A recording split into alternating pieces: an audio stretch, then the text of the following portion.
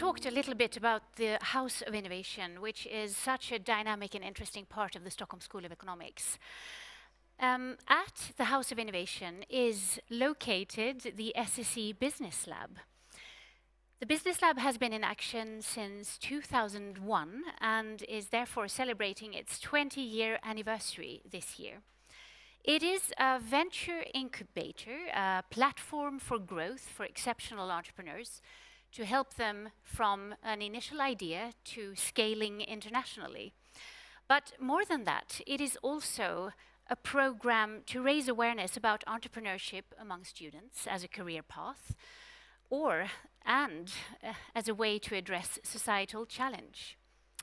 Let's take a look at what some of the previous entrepreneurs have experienced.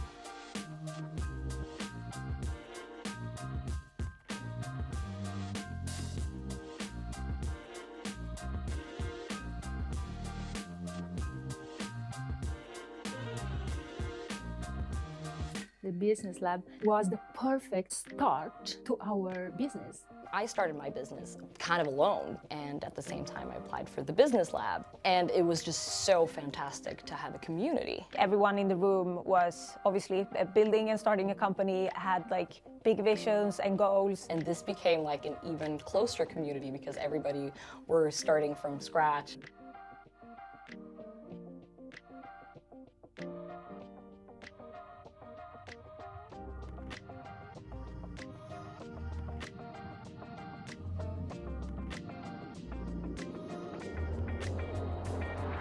I had never been surrounded by that many like-minded people before. For me, that would be the main benefit, I think, of the Business Lab, just the knowledge sharing between the companies. It has been invaluable to get that community and to be able to share the experience. If you're serious that you really want to start a company and you have the opportunity to get a spot here, I would definitely take it.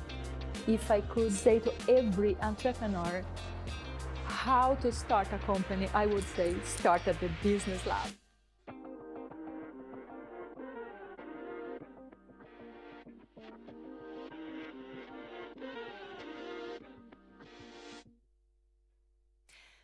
We're moving from entrepreneurship to artificial intelligence. We have invited 3 new guests who are here in the studio with us to talk about human algorithms and what we are currently learning about artificial intelligence in the workplace. Here to lead the conversation with them and to introduce them is Sebastian Krakowski, Assistant Professor at the House of Innovation. Sebastian?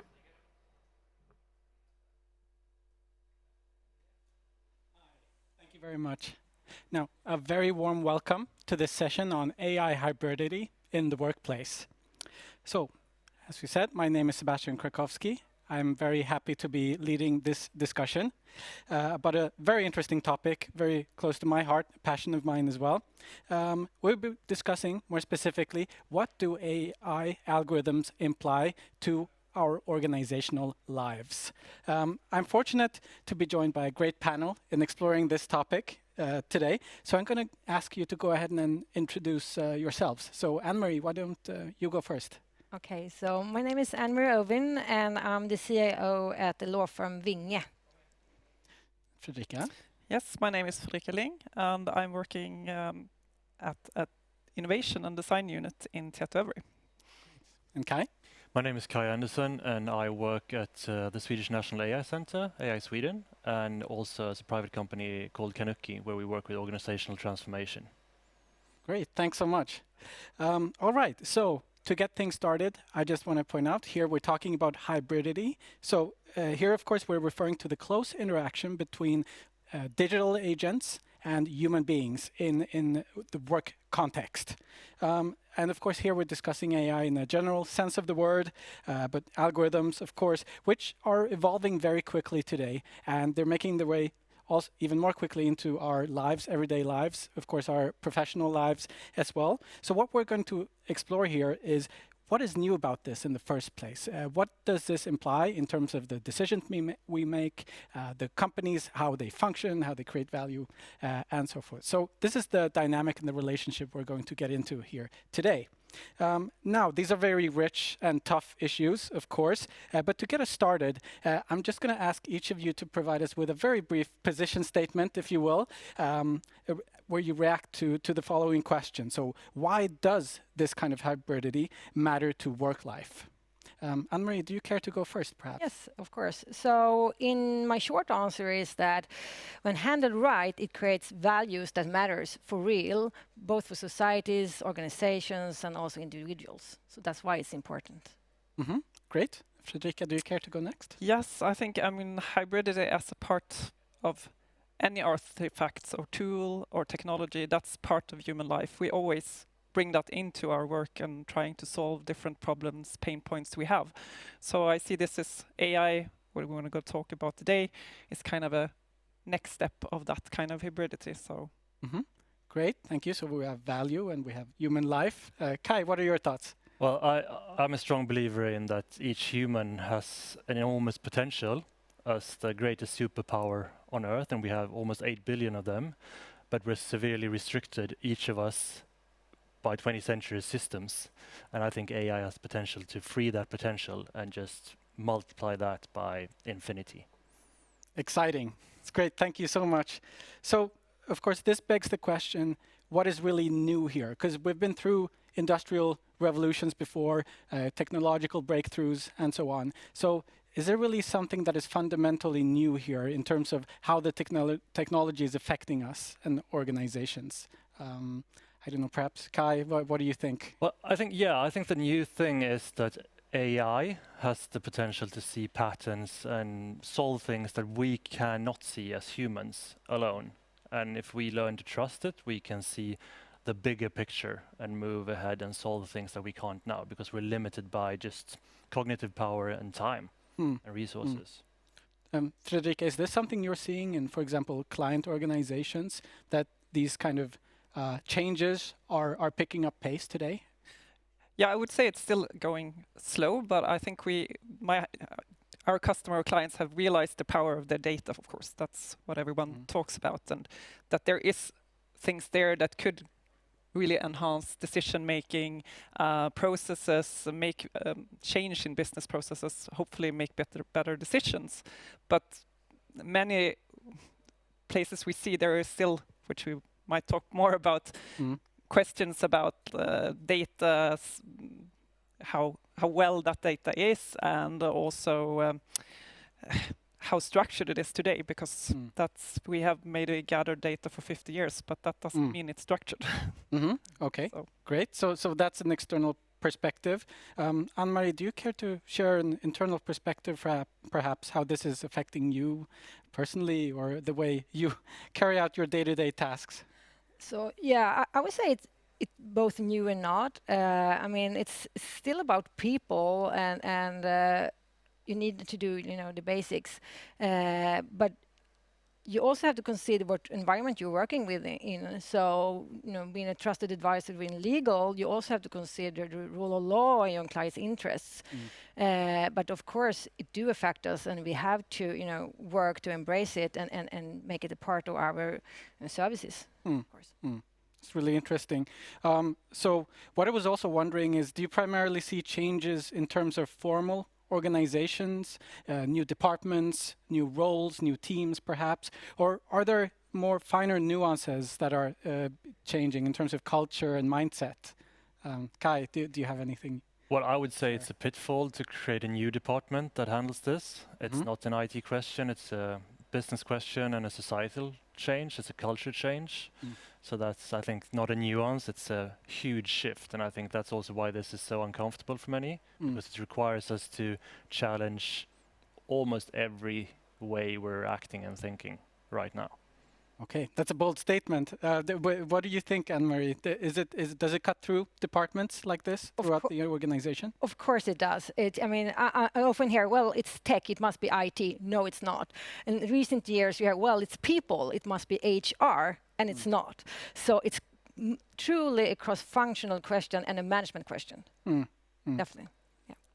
Anything you care to add? No, I just add to that I see that's very important to not come in as it like an IT project. When we work with our clients, we often start like with their business processes together with like the people in their context, because that's the way you need to start these journeys. You can't just like put in the technology and then hope it's going to solve things by itself. but on that note of teams and people, there's a lot of discussion in terms of automation that perhaps negates any hybridity from emerging. Is it an either-or question, or is it more about combining human beings and designing these interactions with algorithms in a meaningful way? What do you think? Is it in terms of replacement, or can we see complements emerging here in this hybridity? I think it depends a bit on which domain you're talking about. I mean, some domains will, of course, be very... Automation will mean change in who's doing the job, so to speak. But others, I see there will be a real good complement between human and AI for different parts of their business processes. But yeah, it depends on where we're discussing. But mostly, I would say it's like enhancing. Right. Do you agree with this positive view of the potential? Yeah, definitely. I think I mean, there's always been change. There's always going to be change. We have very few cowboys left. And I think that's just, we have to look at it from like a new next generation perspective. Right. And accept that it's going to be uncomfortable right now because change has never happened so fast and it will never happen this slow again. I see. But still, there's worry about where we're heading in terms of unemployment, in terms of shifting skill requirements, the labor force having to adapt and adjust to lifelong learning. So that kind of brings me to the question: who is responsible for designing these workplace interactions in a meaningful way? Is it the responsibility of everyone in the organization? Is it a regulatory issue, or perhaps a managerial issue? What do you think? Well, the ultimate responsibility of an organization falls on the CEO, or in the case of a state, on the prime minister. Right. Do you think so as well? Yeah, I would add it's not a one man or woman show. It's something for everyone to engage in. And I think that's why this is so great, because we need to talk about it and involve people to get different perspectives of it. But yes, it's a management question. Of course it is. Can I ask you to elaborate, perhaps, in your context? Have you tackled these kind of questions? Yes, we do. If I add the collaboration and cross-functional to that, so when we work with AI and developments around that, we work in cross-functional teams, both operational and strategical, but it's also on the agenda for the top management. Definitely, yeah. Otherwise, you don't see the change. What do you see when working with clients? Is this an issue at all in the first place, the issue of responsibility and designing these interactions? I think that's a discussion we must take much more with our clients than, or that's something we also started, that what is not just kind of the legal perspective, but also maybe the ethical perspectives, especially when we work with the public sector and decision making in that sphere. So, and yes, it goes in all levels, I would say, to answer your questions, that we need to engage, and that includes us as suppliers of these softwares as well. Do you perceive a risk that managers or co-workers just delegate or relinquish responsibility to algorithms if we don't kind of have these formal responsibilities? Yes, but I think those companies will fail and cease to exist. What are the mechanisms? What do you foresee? Because algorithms are decades or centuries away from providing that intelligence and prediction that we can actually act upon. We need a human lens after we get the indication of an anomaly or a pattern. So is this the boundary on how much we can automate, how much we can roll out artificial intelligence? Or what's keeping us from moving towards fully autonomous business units or functions?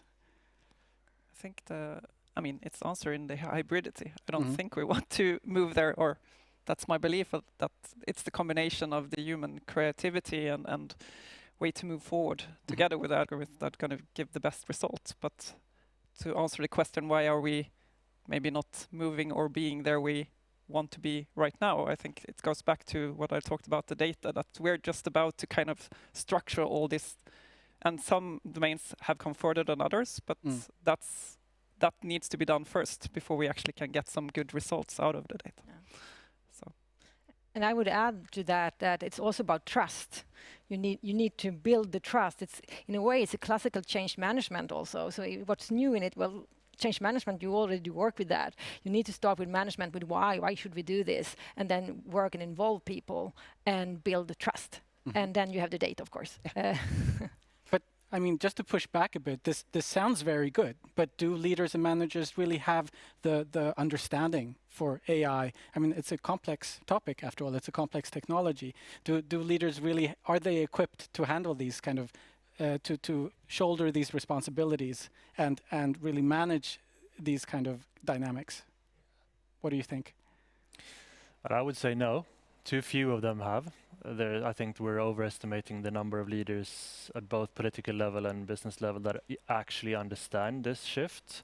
Otherwise, we would see different discussions. But I think at the base level, everyone has the capacity, if we can enter into dialogue and an honest discussion about what our problem is, and I think center this around trust, because I think that is the core thing to moving forward and entering into change.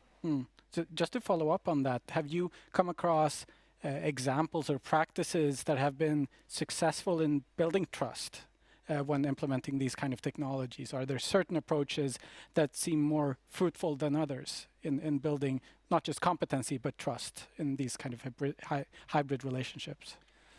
I think it comes down to very, very brave individuals who are brave enough to speak the truth. And you can also use data to remove opinions and center your discussion around objective facts that everyone can agree on, because then you remove a level of fear of being misinterpreted. I mean, that's a very profound point, actually, I think, because we were talking about data before and how it can be biased, but at the same time, ideally plays the role of ground truth, right? Or am I misconstruing your argument? No. That's because I think we're arriving at a kind of tension here, right? That we have biased data, we have biased people, biased managers. How do we mitigate that? How do we go about kind of getting the best from both worlds? Because there's a common assumption that data leads the way, but at the same time, of course, it's far from unbiased on its own. It's something that depends on how we analyze it. Any reactions to this? I think it goes back to when you're starting. I mean, you want to change or improve your business in a way, and that's the focus. Okay, what are our pain points, our problems? Where do you want to go? And start to focus there instead of kind of starting to focus on the technology in itself. And that way you will also encounter the questions that, as I talked about, the more ethical maybe way in, and also understanding the context towards the data that we talked about and what do we actually have and don't have, so to speak. So I think it's so important to start with this kind of human-centered context around these kind of, if it's like projects or whatever you infuse in your company, to get to the point that we can mitigate those risks that actually are there in both our own bias and the data's bias. Anne-Marie, do you have any thoughts on managing data, sharing data? Because it's fundamental, right, in this context when building algorithms. Yes, it is. I was thinking when AI came to the legal sector, what happened there? We had all those feelings and fear of missing out, fear of not understanding and showing not understanding. You had the trust issue. Can I trust the data?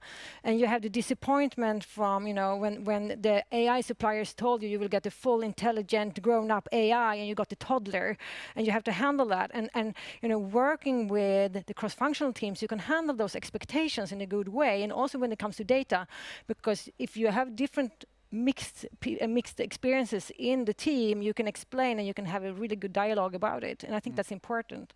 And I also want to add, why do we move are we at the right speed here? We talked about trust, but also about organizational structures and also reward systems within the company. It takes time to train the AI, and if that means that you have to spend time and you're missing out from rewards and other stuff, it's going to slow it down. So you have to look at organizational structures to really get it going. That's great. Thank you very much. Just as a follow-up on that note, there's also been talk of de-skilling, where we rely excessively on algorithms, that there's not much of a hybridity left if we kind of simply sit back and let the truth or the algorithms work it out for us. So do you have any thoughts on that? Do we somehow need to purposely reduce the speed at which these technologies are implemented, just to safeguard our humanity in a sense?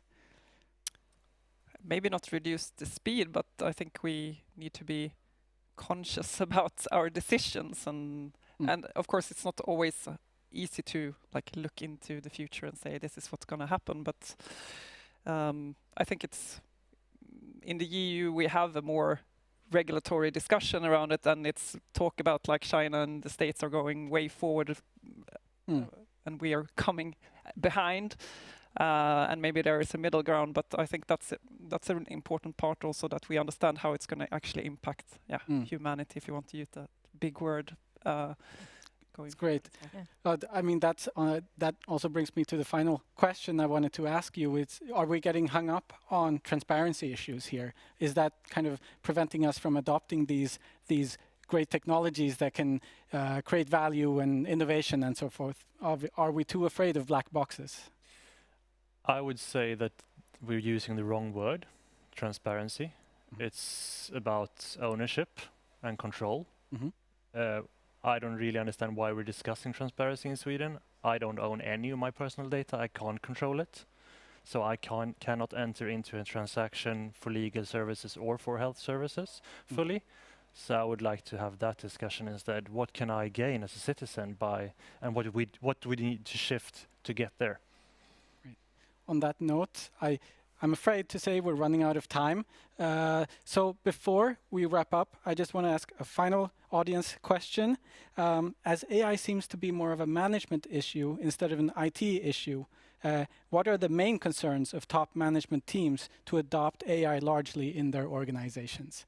I suspect maybe Anne-Marie or Fredrika have something to say on this. You go ahead. Well, that's a big question. I have to say again that it's all about the why and all the gains, and management have to drive that question, and that's the way we are going to move, and we have to involve everyone. That probably not answer your question, but it's almost too big to answer in a short time. Understandable. Great. Nevertheless, thank you so much.